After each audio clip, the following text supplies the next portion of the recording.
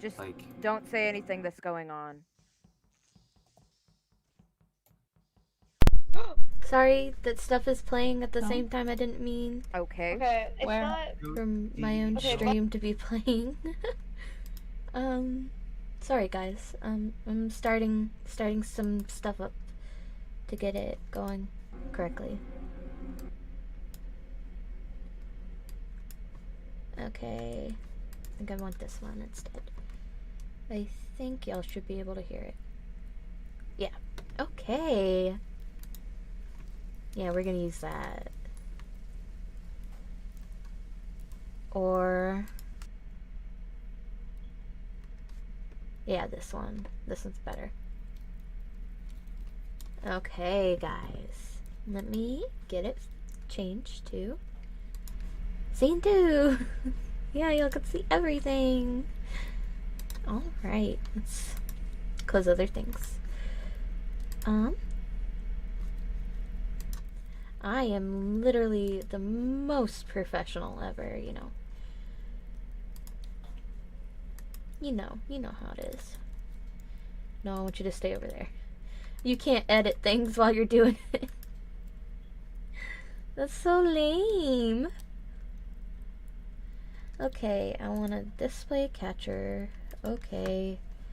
But I want it on... whatever, okay. We're gonna go here and just go on with it. Hi, let me get these up. Alright. Here we go for some story time. So I'm reading creepypastas that I found, and that's it. That's pretty much it, you know? Nothing else to it. So, here we go. This one is called... love the sound, how it's going. Hey.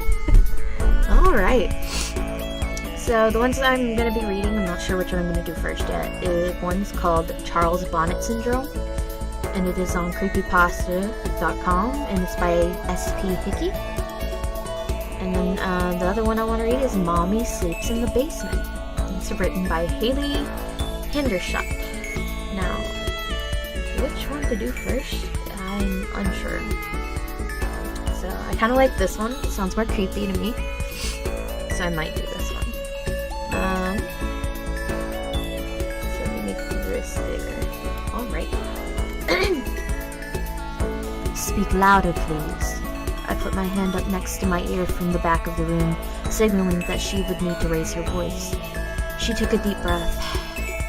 I could see anxiety turning her cheeks beet red as strands of blonde hair began to fall out of the same nappy ponytail she wore every day. There was something about her that was so familiar, but I just couldn't put a finger on it. With her face glued to the paper, too afraid to make eye contact, she quickly sputtered out, "Hi, my name is Paisley Jackson, and this is my poem called My Family." Paisley was a shy little girl. In fact, she was one of the quietest students I've ever had in my 10 years of teaching. Which I guess being the youngest of 11 will do that to anyone. Surprisingly, she was very smart, unlike the rest of her siblings, who were dumber than a box of rocks. Lord, the Jackson kids were just a headache. Except for Paisley, of course. I just wish I could have given her more opportunities to improve her future. Don't get me wrong, I tried to help Paisley. I really did. I gave her clothes, food, and even had funds lined up for her. But living dirt poor in a shack out in the middle of the desert was a bad hand to be dealt in. Besides, no matter what I did, it wouldn't have made a difference. Everyone knows the cycle of poverty is almost impossible to break. I crossed my legs, pen in hand, preparing for yet another bland story about a family I never get to meet. If you've ever worked with an unprivileged kids, you know the guardian involvement is quite rare. When it comes to interest in their daughter's education, Paisley's parents were no exception. I have 2 mommies, one named Betty, who can make good spaghetti. I call her Mom. She's the one that's married to my dad, Tom. one named Claire with pretty yellow hair. I call her Mommy. Dad calls her his project, his hobby. Being smack dab in the middle of Utah, I've seen hundreds of polygamist families, so this didn't strike me odd. Besides, even though polygamy is illegal, I try to keep my nose in my own business. Mom takes care of us all. She can do that because she's so tall. Mommy wears a pretty silver bracelet. She wears it because she's so famous. Wouldn't be the first time I saw kids coming up with stories about celebrity parents to add excitement to their ordinary lives. I just didn't expect it to come from Paisley. Mommy has me and Tommy. He's one of my older brothers. Mom is a lot older. She has all the others.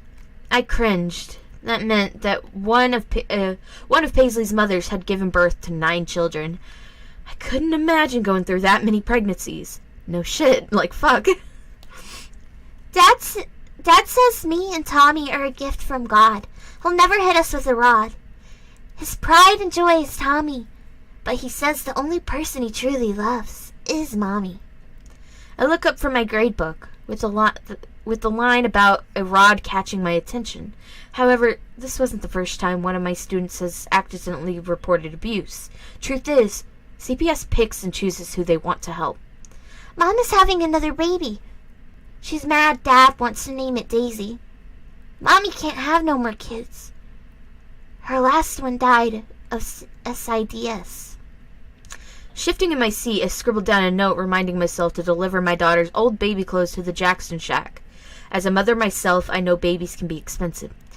Dad says she did it on purpose because she wanted to run off and join the circus. Mom says it wasn't her fault. I promised to keep that a secret in the me and her fault. I shook my head in sadness. How could someone blame a grieving mother for something she couldn't control? Mommy was the one Dad chose. He watched all of her school shows. They were joined in the night. Daddy says inside her is a lot of fight. Mom is just a cover. Dad doesn't really love her. I threw my hand up, a gesture meaning stop. I had taught my students, but Paisley didn't look up. She continued to read, oblivious to my disappointed frown. Obviously, one of her siblings put her up to this as a joke. Mommy says she needs to get out. She wants to show me what life is all about. Dad gets mad. It's his biggest pet peeve. Mommy is sad. She just wants to leave. Mommy sings to me her favorite song. Mom says Dad's head is wired wrong. Shaking my head, I sighed. Another child with so much potential and such a kind heart was stuck in the middle of a lover's quarrel that didn't even involve her. Last birthday, I wanted to take Mommy to see her favorite basketball team. Mom made me a cake with frosted buttercream. I got to see the Knicks, but Dad said he made a mistake he couldn't fix. Nothing is the same anymore. I don't know why for sure. Dad cries at night alone. He asks God, "What have I done?" To Mom, he no longer tends. She hopes the baby will make amends. Paisley rose her head up with a smile, looking for my approval, although I was appalled at the inappropriateness of her poem. I didn't want to break her spirits. She clearly was very proud of it, and scolding her for something that wasn't her wrongdoing was just going to send that little girl back into her shell that I'd been trying to break for months. So instead, I clapped, making the rest of the class, who were too young to understand the gravity of the situation, applaud too. Miss June, I brought a picture of Mommy for extra credit. It's got one more part of the poem. Can I show the class? I nodded my head, thinking there couldn't possibly be any details worse than what she had already presented. Paisley reached into the front of her pocket, front pocket on her old worn-out hand-me-down dress, pulling out an old aging photo. She flipped the flaking picture around, displaying it as if it were her most prized possession. My blood ran cold. I finally figured out why Paisley looked so familiar to me. In what had seemed to be a school photograph, smiling ear to ear, exactly like Paisley, was a young woman by the name of Claire Daisy. She was a high school student, popular for her ability to gain the lead in every school play. that went missing without a trace 12 years ago. She was last seen leaving theater practice late one night, but then she just vanished. No sign of a struggle, no witness, no evidence, no body, nothing. Her case was covered on every news station in Utah for a while because of how peculiar it was, until people lost interest. Paisley happily continued. I was so in shock I couldn't stop her. She read off the back of the picture. There is one thing I don't understand, and maybe you'll have the answer at hand. If Dad's love for Mommy will never sway, why did he treat her that way? Mom lays her head on the nice soft bed, but Mommy sleeps in the basement, under a big slab of cement. And that was the first one. Pretty interesting. Yeah, I liked it. It was pretty good. Thank you to Haley Hendershot. That was really good. I'll make sure to link these in the description, by the way. And then I'm going to do Charles Bonnet Syndrome.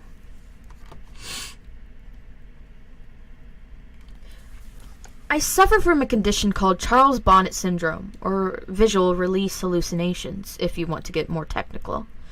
It's a condition that's far more common than you might realize.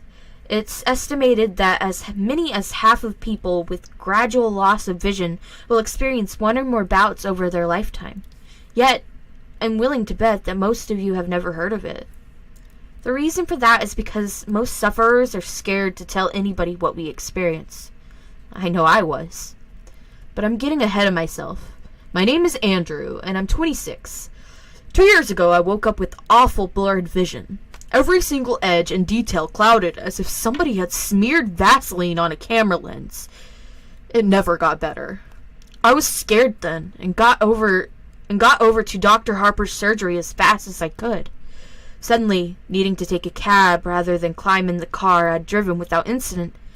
Ever since, I bought in 3 years prior.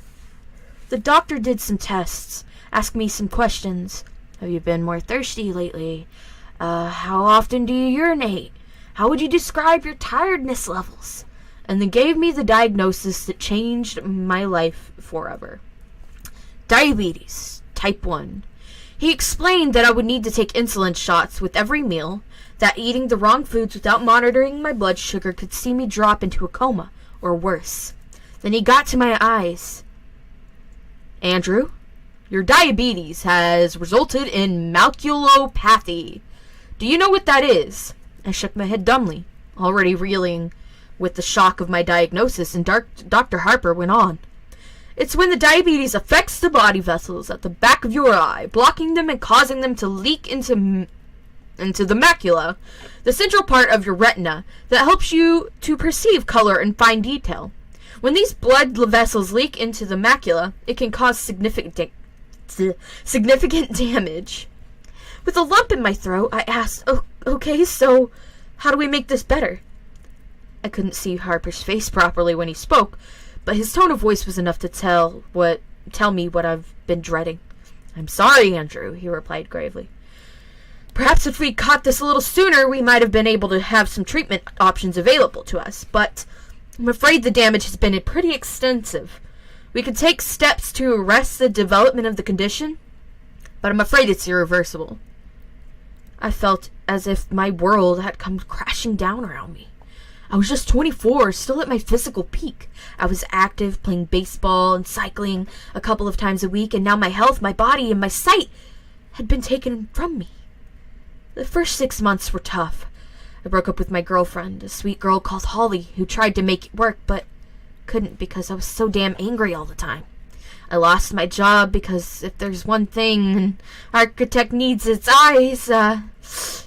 Because if there's one thing an architect needs, it's his eyes. Punctuation is what you need in this story.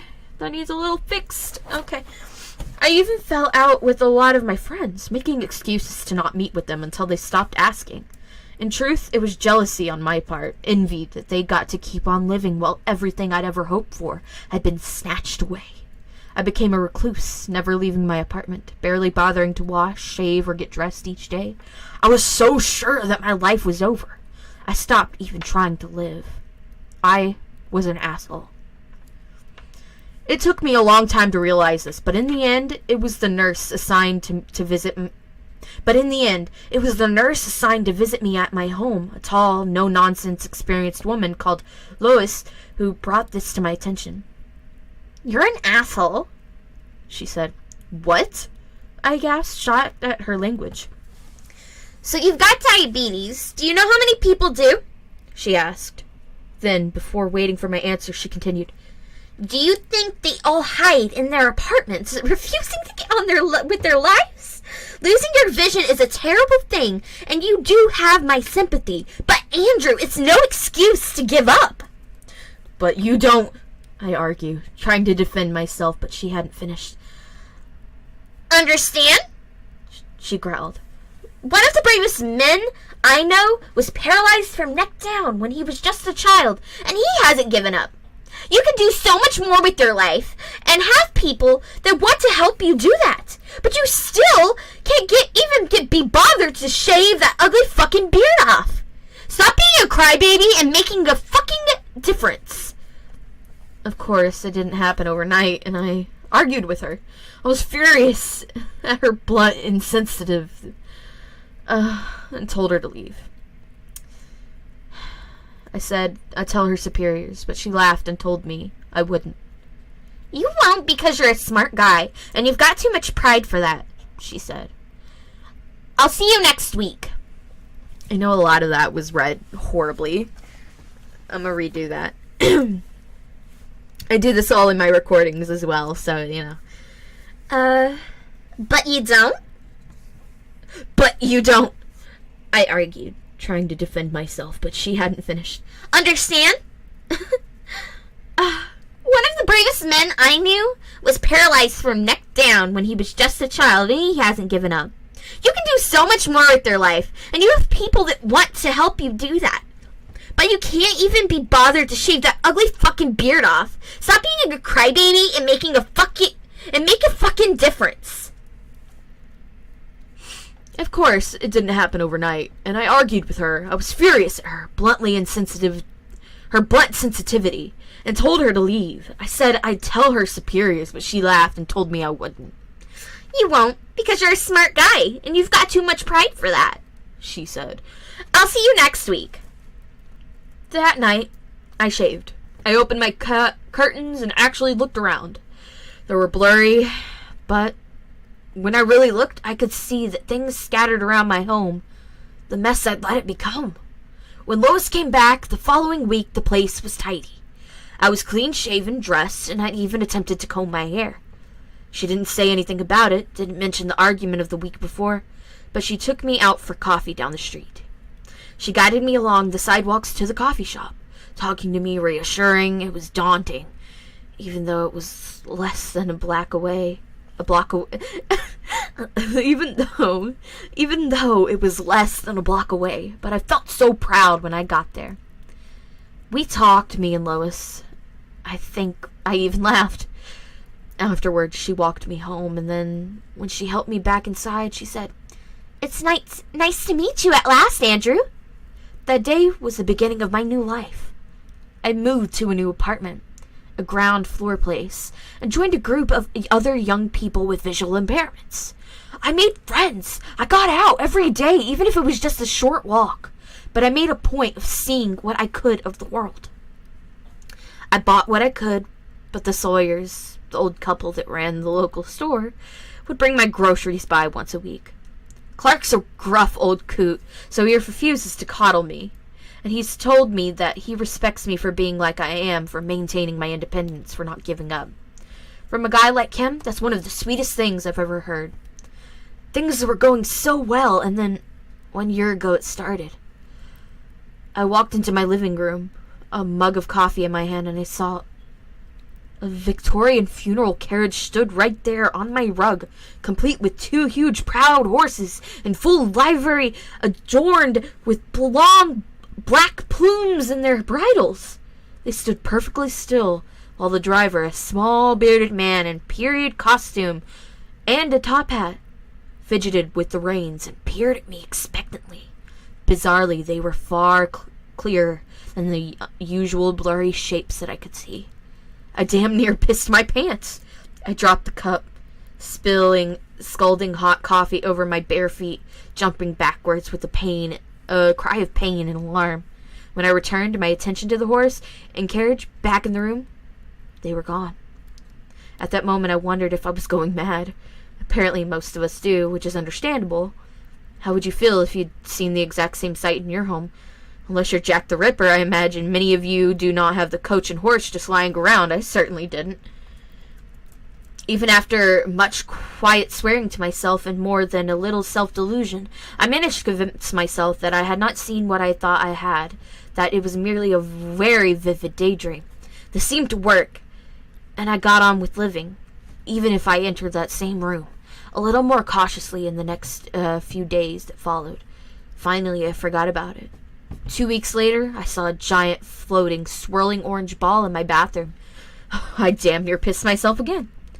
I stood staring at it, this bizarre, rotating, levitating globe that was a little larger than a beach ball, hanging in mid-air over my bathtub. Open-mouthed for a full 10 seconds before finally screwing my eyelids tightly closed and whispering to myself, that isn't there. That isn't there. After 5 seconds, I opened my eyes again. It wasn't there. Have you ever had cause to doubt your own sanity? To wonder whether you were perceived, whatever what you perceived is truly there? Or if your mind has betrayed you? Honestly, compared to the loss of my vision, the prospects of losing my wits was so much more terrifying. I'd fought against adversity and took pride in the fact that I'm not just a survivor, but somebody who is living his own life. How could I do that if I was insane? I barely slept that night, and I remained jumpy for days after. Any sign of movement or any unfamiliar shape would set my pulse racing, would cause me to doubt whether it was truly there. It was the toughest time I'd ever been through. Worse even than that time than the time after I was diagnosed with diabetes. At least when Dr. Harper told me about the diabetes, I had a definitive prognosis. I was given facts by a medical professional. My affliction was physical. It had a name, and more importantly, it had a treatment plan. This was something else. My own mind had turned against me. My senses and perception of reality became twisted and unreliable. It's only when you're in that position that you realize just how terrifying it is. Your senses and the way in which your brain interprets them, and are your only true defenses against danger. You perceive danger. You avoid it, preventing your body from becoming harmed. But what happens when you can't trust your perception to alert you to dangers that are truly there? Lois picked up the problems first, noticing my skittish manner. She asked what was wrong, if I needed to talk about anything, but I told her no, I was fine, but I hadn't been sleeping well. Last part was true. I hadn't been able to sleep a wink. Just the very thought of being institutionalized, spending the rest of my days a sedated blue pajama-clad zombie in white room with only the echoing cries of my fellow inmates for company, terrified me beyond measure. But what was the alternative? Live life as a risk to myself and others? Ultimately, I choose to ignore it. I reasoned that if I was able to function around other people without them realizing what was going on, that was good enough. A full month passed before the next incident, and I really didn't think that maybe I'd put this whole mess behind me.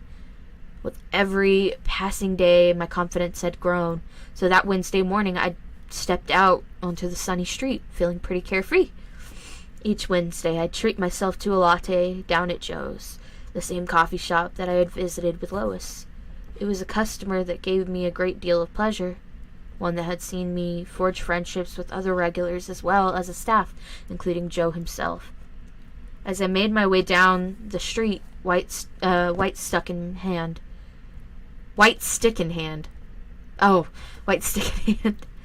I glanced about me, taking in the colors and shapes of the world around me. I enjoyed the feel of the sun on my face and the sound of the birds singing. It was a good day.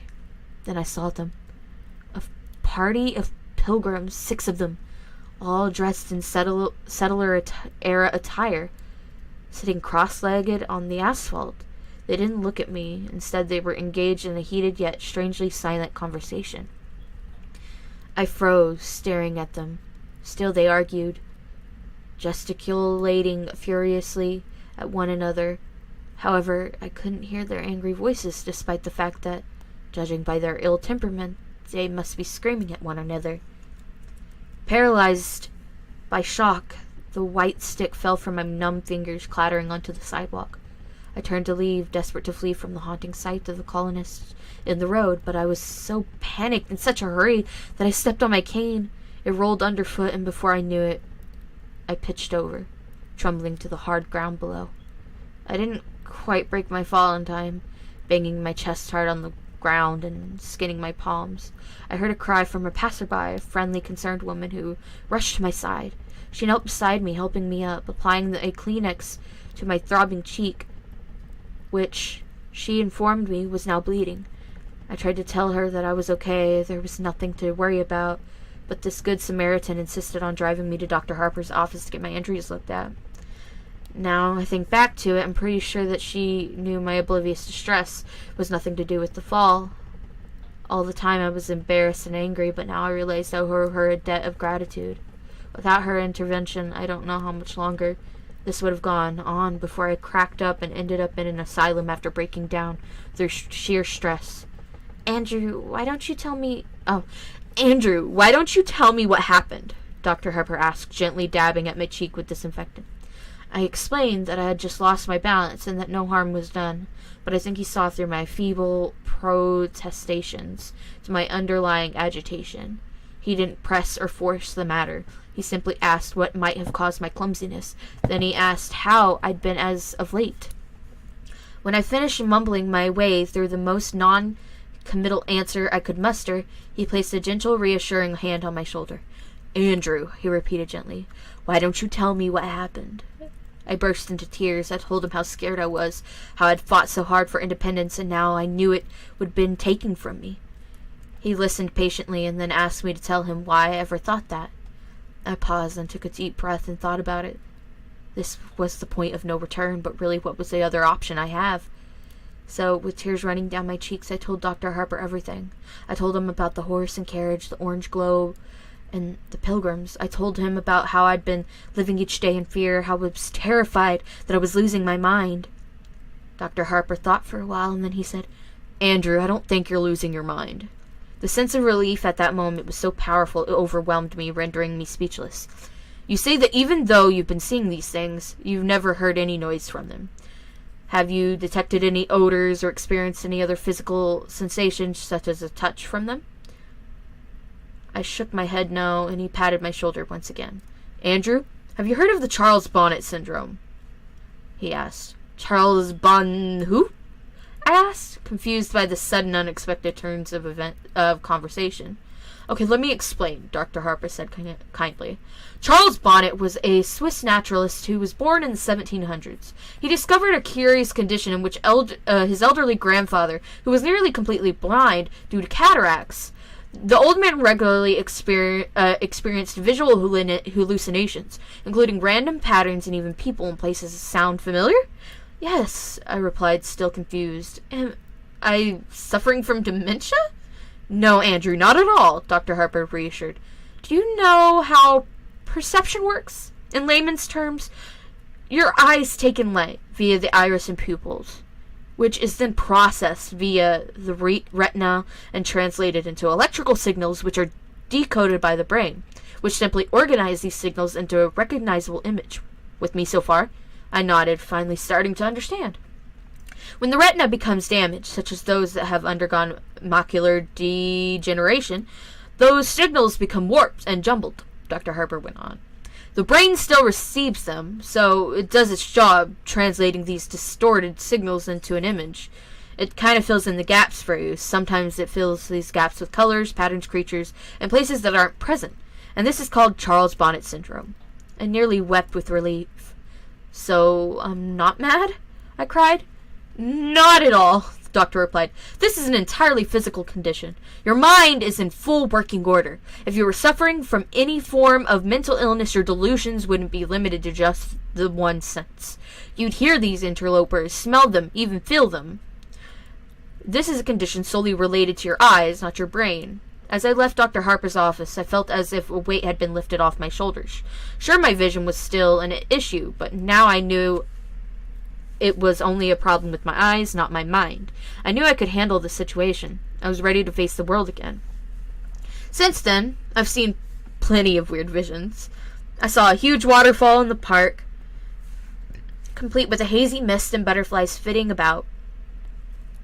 I saw a Native American warrior complete with a huge feather headdress sitting at a stool at the counter in the coffee shop. I saw an intricate and quite impossible structure of scaffolding crisscrossing the entire front of my apartment block.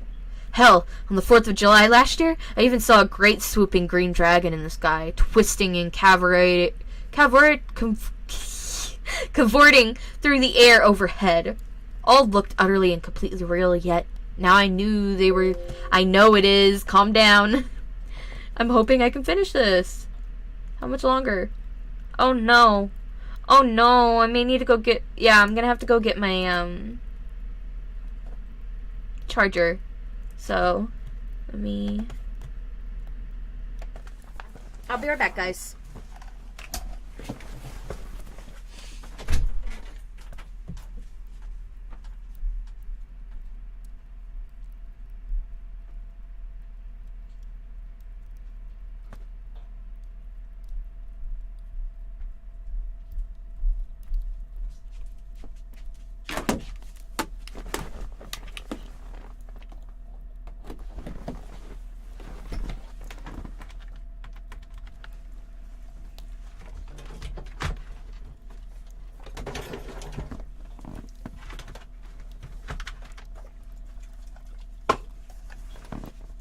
Alright, I am back,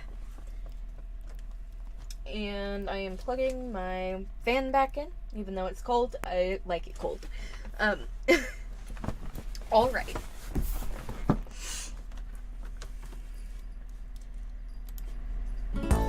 We are back.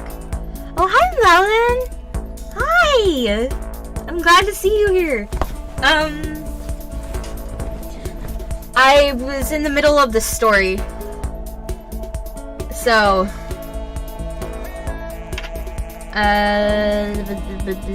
where was I? I had to run and get my charger.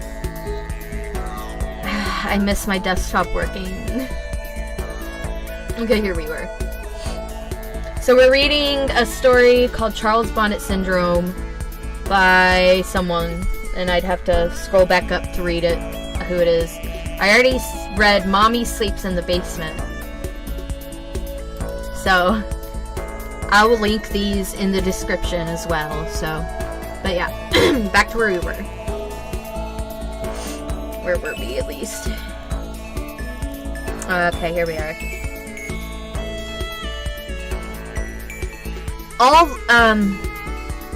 All looked utterly and completely real, yet now I knew they were simply tricks of the eye. They were no longer disturbing. In fact, I actually came to enjoy many of them. Quite enjoy them. Either or, you know. I actually came to enjoy See, this is why I don't do live readings. Oh, but I guess, you know. Okay, I actually came to quite enjoy them. Even looking at them as unique and entertaining and little shows or works of art that existed purely for my pleasure and nobody else's. I came to welcome them. Then a month ago, I saw her. It was nighttime. It's always nighttime when I see her. And I was just getting ready for bed. I walked into the kitchen to get myself a glass of water and actually cried out in alarm when I spotted a figure in a corner. She was tall. By far the tallest woman I've ever seen. And even though she stood hunched, she still had at least 6 inches on me. I was used to seeing characters in dated and bizarre dresses, but this was different somehow. It didn't seem like an outfit from any one time instead of bizarre mishmash of items. She wore a tuxedo jacket, figure hugging in black, tailored to the female body shape over a dirty old ruffled dress shirt. To complete the ensemble, she wore a bright red bow tie. On her hands, which she held out to either side as if shrugging or maybe feeling for rain, she wore dirty white gloves. Her fingers were disproportionately long, almost spidery, and occasionally they twitched as if she longed to grip and squeeze something in them. On her lower half, she wore shorts the same crimson. They need to work on their not pronunciation, but that's me. I need to work on mine. But they need to work with their commas and everything, like, you know, here needs to be something, in my opinion. So you know that would be a pause. Since shorts, the same crimson as her bow tie. Just me. Over opaque black nylons. Her legs were long, lace? Attractive, if the truth be told, the legs of a dancer. She also wore red heels, the same hue as her shorts and bow tie, but they sparkled and shimmered, bringing to mind Judy Garland's ruby slippers from The Wizard of Oz. As strange as the ensemble was, I couldn't tear my eyes from her. Her face, most of it was obscured by jaunty bowler cut. Ew, a bowler cut. Gross. Tipped and tilted to hide her eyes and nose, but beneath the brim of her hat I could see the deathly pale skin of her face and a grin that sent shivers down my spine. It was wide, too wide, with entirely too many teeth. A smile is meant to be an expression of warmth. It meant to feel welcoming and benevolent, but that look on the woman's face oozed malice. It felt like so much like the sort of glee I'd expect from a snake as it corners a rat. However, the thing that startled me the most was that she had a third arm sprouting from her back, curled up and over her head like a scorpion's tail. It was longer than any arm should be, and the hand only had 3 fingers, like a claw. It was pointed straight at me, and as I swore in dismay and stumbled sideways, it seemed to track my movement. I stood staring at the creepy figure for a few seconds, trying to get my head around the situation. She just stood there in the corner, grinning back. Finally, I realized that this was just another one of my hallucinations, and breathed an audible sigh of relief. One of the tricks I've picked over the few months of suffering from Charles Bonnet syndrome is to break the line of vision towards whichever stimulus is causing my brain to interpret the images into hallucinations. Think of it like restarting a faculty computer. Have you tried turning it on and turning it off and turning it back on again? Hi, I'm Andrew. I can help you. Okay. Okay. Think of it like restarting a faulty computer. How refreshing the system debugs it. To this end, I close my eyes and count to 5. Then, when I reopen them, the hallucination is gone. So as I stared at the horrifying malformed figure in my kitchen, I knew that to make the image go away, I simply had to close my eyes. I'll be honest, when I counted to 5, I hesitated a little before opening my eyes. If I'd opened my eyes and she still stood there, smiling that wicked smile at me, I think I might have had a heart attack. She wasn't. And I breathed another long sigh of relief, fetching my glass of water and went back to bed. The tall woman haunted my thoughts in the days after I saw her. She was different from the other visions I'd have. Somehow she felt more real. It was this agitation that my buddy Jason picked up on when we... It was this agitation that my buddy Jason picked up on when we met for lunch the following Friday. Jason was one of those same friends I tried to drive away shortly after I lost my vision, yet he refused to give up on me, continuing to get in touch week after week. Good friends are hard to come by, but great friends, the ones who will stay by your side for life, are even rarer. Jason, God bless his heart and kind soul, is one of the latter. You've got to tell me what's going on, dude. You've got to tell me what's going on, dude, he said as we sat down over pizza. What do you mean? I asked, trying to brush it off. You're so distracted. It's like you're looking for something in here all the time. You've eaten like one slice of pizza in the time it's taken me to eat 4. So I repeat, you've got to tell me what's going on, Jason said, waving a slice of pizza around for emphasis. It's nothing, I replied, feeling go away. Okay. I thought my stream thing was off, but apparently it's not. Okay. It's nothing, I replied, feeling a little stupid. I just had a hallucination a couple of nights ago that really got to me. I thought you were cool with those now, he asked, putting the pizza slice down. Yeah, I am. I mean, I was, but this was different, I replied, resigned to talking about it. She scared me. She? Jason asked, his interest clearly piqued. Tell me about it. So I did. I described the tall woman and how she appeared to me. I explained that, unlike any of my other hallucinations, she felt more real, and that she was the first to feature such a weird and unsettled mutation. Sure, I'd seen smaller versions of people in the past, a phenomenon referred as Lilliputian. I don't know what Lilliputian